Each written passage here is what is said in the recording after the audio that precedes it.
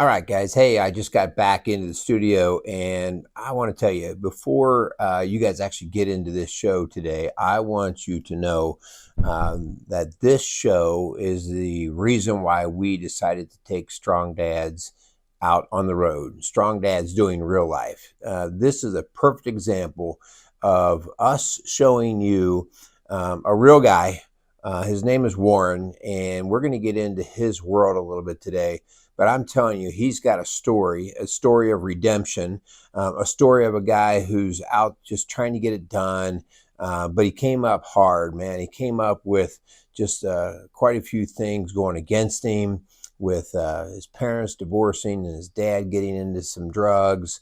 And then all of a sudden, he started repeating the same kind of stuff until it got to a point where it wasn't good. It wasn't good for him, his kids, or anything about it. And you've got to listen to today's story. And, if it hits home with you, that's great. And I hope it helps.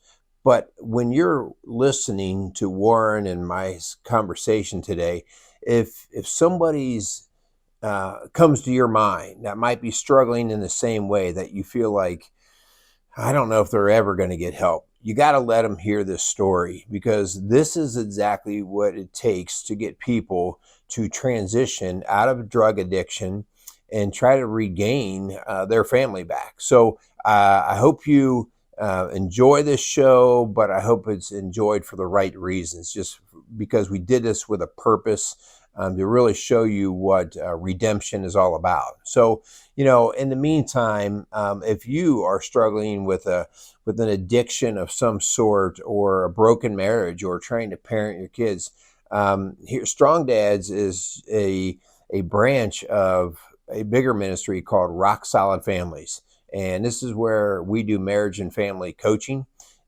So if we can help you, don't sit around and wait for your life to get destroyed and your kids' lives to get destroyed. Come on in, let's get to work. As long as you're willing to drop to your knees and say, I've had enough, that is the best starting place we can be. So again, I hope this show has something for you. And without any more discussion, let's just get right into it. Thanks a lot.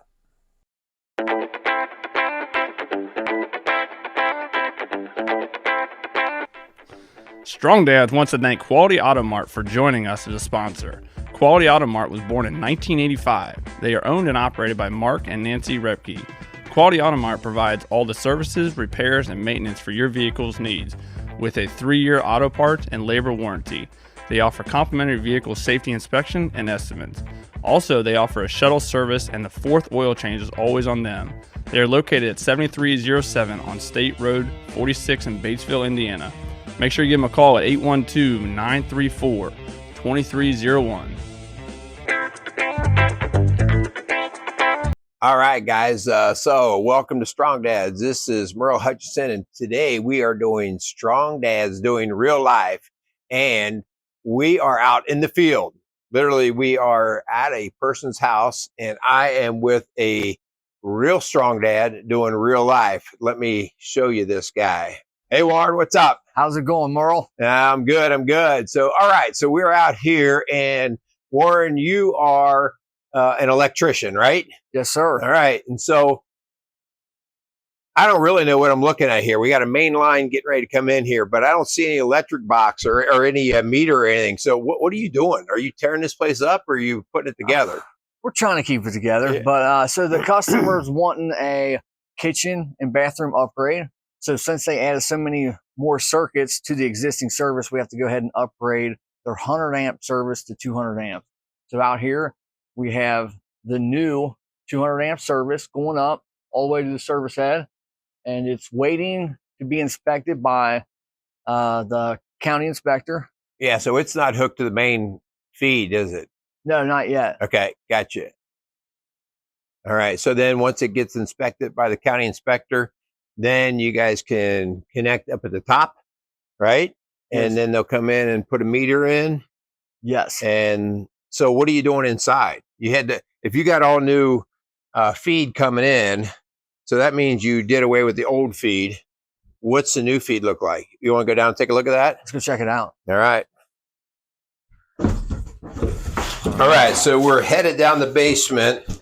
This is an old school basement here. Whoa, I don't know if you guys see it, but that thing's not live, is it? Go ahead. You know, Touch it. you're No, not, it's not live. I'm not touching any of that yet. I got to know where I'm at. All right, so here we are. We're down in the basement. I hope the lighting's good enough. We got a little bit of lighting. So what do we? I got two huge. I'm taking that. This one here I'm looking at right now is the new feed, right? Yes, this is the new panel. Okay, and then this one over here. This little guy is the existing one. Okay. Yeah, so that was what was the problem with that? It was only 110? It wasn't able to hold all the new circuitry. I got you. Okay. Amperage wise. I got you. Okay.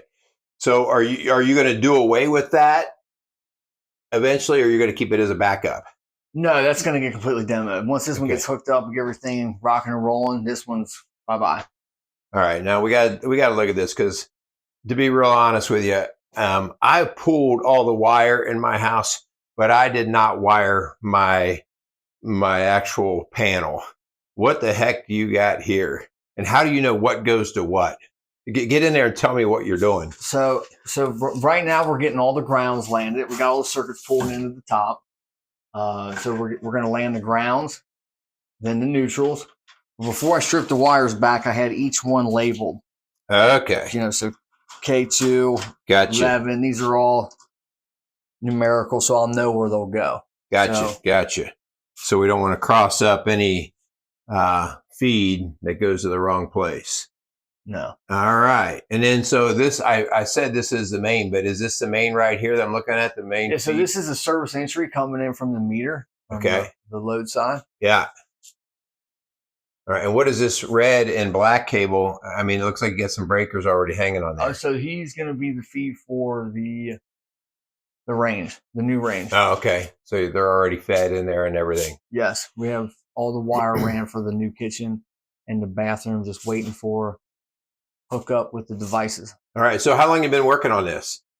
Just about a month. Okay. And you're doing this in the evenings and stuff, right? Yeah, a couple hours here, a couple hours there. So, but in the daytime, you're a full-time electrician, and sometimes you like to go out and moonlight a little bit and pick up some work, right? Yes. Can I say that without getting you in any trouble? No, you're perfect. You're good? Okay. Yeah. All right. So, guys, we are doing Strong Dads here. And so part of Strong Dads is the whole idea of us go out doing real work, but bringing Christ into our work and into our family. So how about, Warren, we sit down a little bit and just have a little conversation back and forth about what the whole Christ thing in your life has to do with this work and your family. Let's do it. All right. All right, Warren. So how you doing? Good. You got a rocker, and I just gotta sit back. Yeah.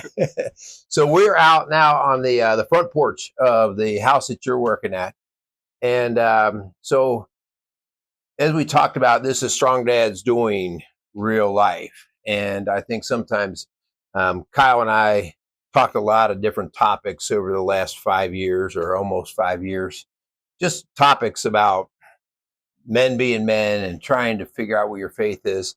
But Strong Dads doing real life was the whole idea of let's just go out and meet real men just trying to make it. And what's funny is a lot of times guys are like, no, man, like I can't do that. I can't do that. Like we might get hit by lightning if I start talking about God. And we're like, that's the whole point.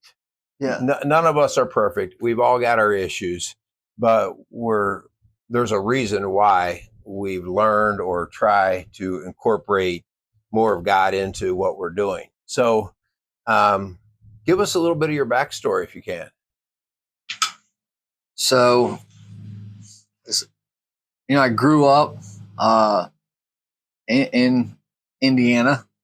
Okay. Mom and dad were together. We were just like normal family. We didn't go to church. Best we did was we prayed at the dinner table. Okay. And, we were just typical family. I'd say about around 12 or 13 years old, my mom and dad split. And, my dad he was a great dad. He really was. He provided for the family, and he was a good, loving dad, and drugs took him, and so there was a split, and we moved to the city.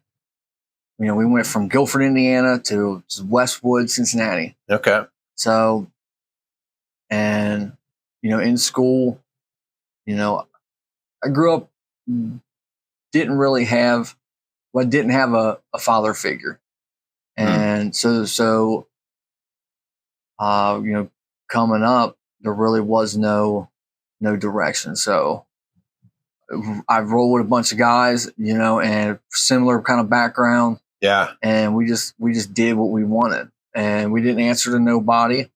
And, you know, whatever we seen in front of us, what we want, you know, we pretty much took. So it's safe to say that's kind of, you opened the door to drugs and alcohol and even girls and sex. All that, you know, Yeah. it was, anything to escape, you know, I think pain from losing my father. Yeah. And yeah, it went down that road, you know, drugs, alcohol, you know, sleeping around, and between listening to the music and what was, you know, so-called popular, what the world said, but it was, we thought was cool. Yeah. You know, and I bet you were pretty good at that. Oh yeah. You know, in other words, you fit in, or you weren't wondering if you should do this. You were probably right out there, because I know you're pretty aggressive and get out there and do it. So I can't imagine you saying, well, if I'm going to do this, I'm only going to do it halfway. I can imagine you thought you were having a good old time. Yeah. Yeah. And it took years till the consequences start setting in, you know? Yeah. So, so then you're in your mid-teenage to late teenage years, probably, when a lot of this is coming up, right? And so what kind of consequences started to come home to roost? The consequences really started hitting, I would say, you know, like in high school, you know, it's like got into a lot of fights, you know, drinking, underage drinking, but that never really stopped. Never really stopped us. And, you know, later on getting out of school, you know, I didn't have no direction, you know, I didn't know where I was going, and I experimented with, you know, hardcore drugs, you know, opiates. And, I went down that road for, you know, many years. Yeah. And it led down, just a slate, you know. When you started with the whole hardcore drug scene, did you even think twice about it? Like, I don't know if I should even do this, or was it like, well, it's in front of me, let's go? How did your brain handle that? You know, I would say in high school, I despised it, because I seen what it did to my family, and I seen what it did to other people. And I think it was just like being naive, thinking that it wouldn't happen to me. Yeah. You know, like I seen the consequences, and I always told myself, like, well, that won't happen to me. Yeah. And then, you know, experiment with that stuff is, you know, it was horrible. Yeah. Because I believe any individual, once they realize that they're hooked, it's too late, because the hooks are normally in them too deep. So how long, if you can think about, like, from starting hard drugs to you going, man, I'm messed up? How long was that? Months, years? Dude, it was 15, 16 years. Wow. Of you back and forth in that, thinking you got it whipped or you can handle it. No, I knew probably like 5 years in it, like, you know, I wanted a better life, and I knew I was in it bad, but it wasn't enough to stop, you know? Yeah. So how are you paying for all this? Did you have a job? Were you selling and dealing? How's this work? A little bit of all that, Yeah. You know. In the beginning, it was, you know, a lot of, you know, selling it, and then, you know, working as well. And then it was just stealing, you know, like it escalated to where it just took everything. Yeah. You know? Yeah. When did girls or pregnancies or anything like that come in to this story? I mean, like when you say girls, what do you mean? Starting to sleep around and That the was consequences of sleeping around, like making babies. That started early in high school. You know, it was, and I was about 19, 20 when my oldest daughter was born. And when she was born, I was full-fledged in a heroin addiction and experienced wasn't a father to her at all. Yeah. Are you a father to her? I mean, obviously you're her father, but are you in her life at all now?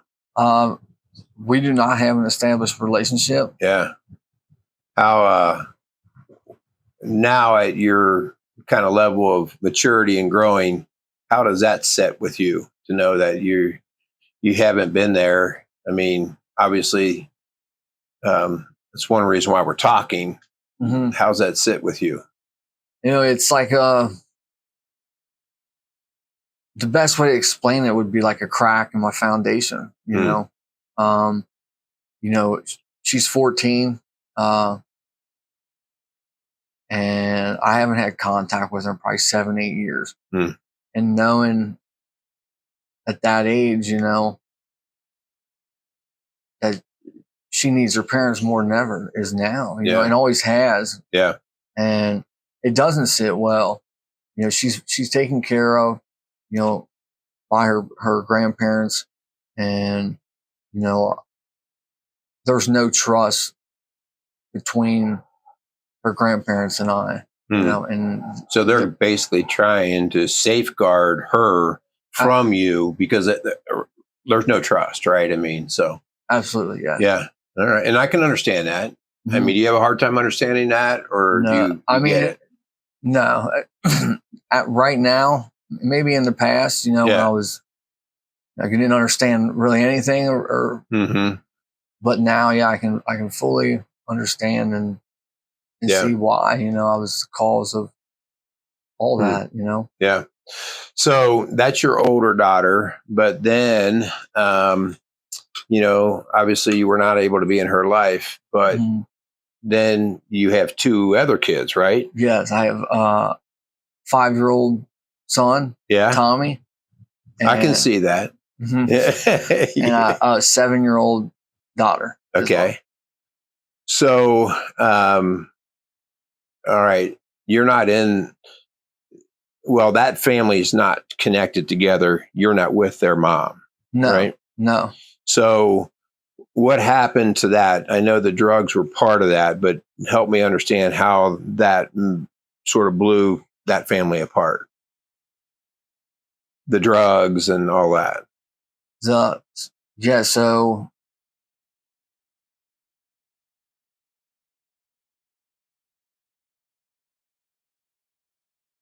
the drugs just escalated, when my daughter, when Aria was born, I was still using. Yeah. I was at a methadone clinic, and I was trying to break the heroin addiction, and I got out of there for like a couple months. I self-willed it, and but I didn't get no recovery. Or no network, or no healing. I was just wondering. And so my daughter was born, and I started using crystal meth. And I did that for 4 or 5 years, and the stuff had so tight of a grip on me that was never, my kids were never enough to, didn't matter. You woke up in the morning and thought more about how am I going to get my next hit versus saying you love your kids or being with your kids. Yes. And that went on for 4 or 5 years where I just lived two different lives, like, on the surface, I portrayed this person, but on the flip side, I was, I just. Yeah. Were you able to hold a job and stuff? Yeah, I held a job. Okay. Yeah, I held a job for many years. Yeah. And it all just came burning down, So that's kind of the trick a little bit, because I know a lot of guys, they fool themselves into thinking they're handling drugs or alcohol because at some level they are functional. I mean, you're still able to get up and go to work, but eventually that even came crumbling down. Yes. Right. Okay. All right. So let's get to up to this point.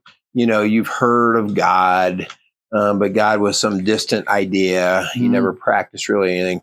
So how do you and God meet, and what the heck happens here?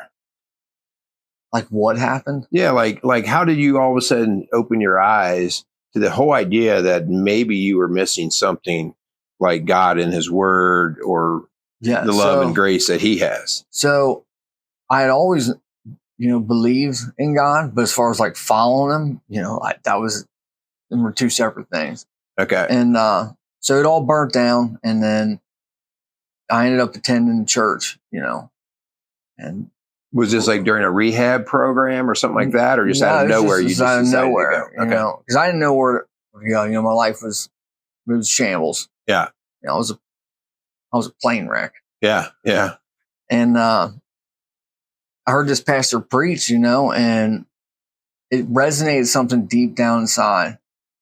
And I knew that it was going to take something outside, and it was going to take God to put me back together. And I always had that belief in the beginning, of the on the road, to the recovery, that it was going to take God to put me back together. Yeah. And I believe that he could, and he is. And I ended up going into a sober living house, this lit movement. It's like out of Cincinnati. Yeah. I went in there and started like working the 12 steps and it just took time, and a lot of prayer, and there was a lot of doubt, and like the whole Christ thing in the beginning, I didn't believe, I said I did, but I did, I would read the Bible, and it would make my skin kind of cringe, because it went against everything that I knew or thought I knew. Yeah. But reading, I remember there was an elder at the first church I ever attended, and he told me to read the Gospel of John, and I just remember reading them first words, and it was like God sent this. Always think of it like a blow dart, and it just hit you. It got me, and it grew and it grew and it grew. Yeah. And that's what God does, Yeah. It's really been him the whole time, working through me. And there was times where it's like just hanging on and for prayer and asking God for strength, and he will give the strength and the willingness. The willingness is the biggest part, is has to be willing to put the work in. And yeah. Well, you say, yes, God works through you, but the whole confusing thing that us men struggle with is God gives us a choice. And all along, what a lot of us men can struggle with, and not just men, women, anyone, is their own self-righteous pride. Back when you were dealing drugs, that's why I said you probably did that really well. You probably ran the streets really well, because when you do things, you do them well, but you can start to fool yourself into thinking that you're all that. Mm-hmm. Right. And so for you to have enough brokenness that you finally go, man, I don't really know what I'm doing. I'm really screwing things up. At this point, you got 3 kids, you got some busted relationships, marriages. And so then you start to drop your guard and allow God and the Holy Spirit to start to work through you. Mm-hmm. So that's actually kind of where you and I met initially, of just working through some of that stuff. So obviously we're all a work in progress, but where are you today with the relationship with your kids? And we know your 14-year-old, that's kind of been kept from you. But how about your relationship with God and just you trying to humble yourself and figure it out? Yeah, it's tough that, that pride can kick in, and it's like, man, as soon as I think I just know something, I'm in a bad way. Yeah, yeah, yeah. So, yeah, I mean, I have a beautiful relationship with both my younger kids, and really, it's trying to pass that faith along to them. Like, that's the goal, and trying. We did like a small group last night with some believers from old church I was going to, and it's all geared towards like family discipleship. Mm-hmm. And it talked about how many hours a day the world presses against our kids. Yeah, It's like how many hours a day are we pressing God into them, Mm-hmm. And but yeah, I mean, Tommy's 5 and Ari's 7, and they know about God. We pray together, and man, I don't know. Sometimes I really don't know what I'm doing, and I just join the team on that one, right? Yeah.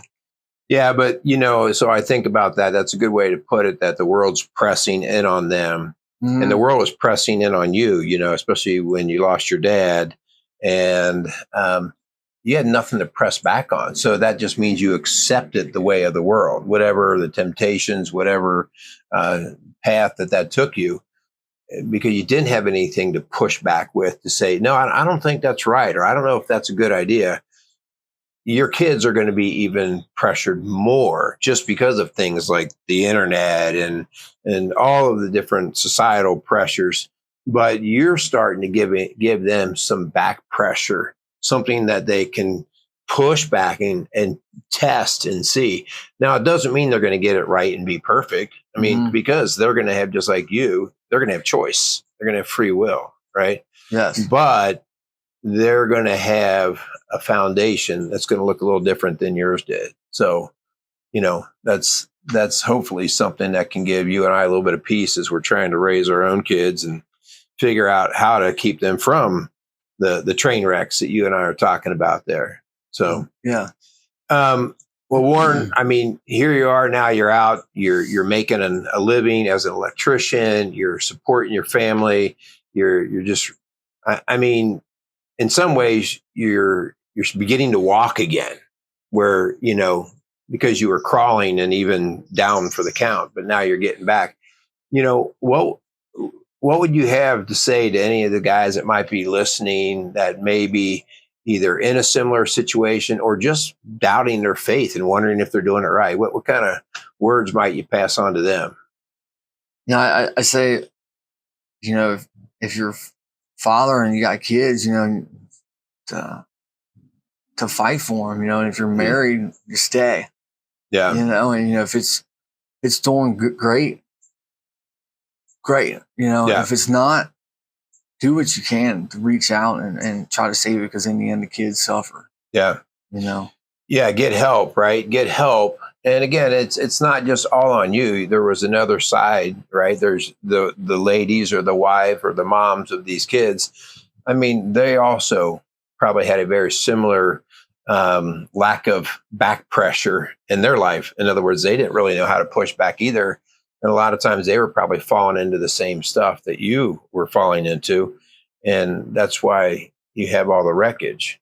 So, it takes two to build that marriage, but also, it takes two to wipe one out too. So, yeah, so both of you getting help. All right. Well, I appreciate your time. We're starting to lose some daylight here. Yes. So, it's getting dark but since you got all the electric shut off in the house, we don't have any lights in there anyway. So we were kind of in a bad way. But I want to thank you. And, I do greatly appreciate just the work that you've been doing you and I have been hanging out a little bit, and just I really think that you have a genuine interest to give your kids an example of a dad that you didn't have a chance to have. And I just want to pray and continue to support whatever you're doing there. So, I appreciate the opportunity, to be able to share what God can do. yeah. And, if anyone's out there struggling, just, my story isn't special or unique. Yeah. No. It's God will do it for anyone. Just leave God there and Yeah. All right, guys. Hey, so we hope that you were able to pick up something here out of our Strong Dads Doing Real Life. And so if there's any way that we can help you at Rock Solid Families, please reach out to us. You can get us at 812-576-7625, or just go onto our webpage at rocksolidfamilies.org, and you can see all the different things that we're up to, and hopefully we can help you out. So that's all we got today. You need to get back in there and turn on some electric. Don't get shocked. Do a good job. Clean up. Yeah. Say yeah. Later. Thanks. Yeah. Casey's is a premier garden center and gift shop located in Lawrenceburg, Indiana. Casey's offers a wide selection of plants, landscaping materials, home and garden decor, and gifts for every occasion. Casey's is committed to providing exceptional service, a unique shopping experience, and value to every customer. Stop in and see what makes Casey's so unique. Located at 21481 State Line Road, Lawrenceburg, Indiana, or call 812-537-3800. Let Casey's help you add beauty to your home.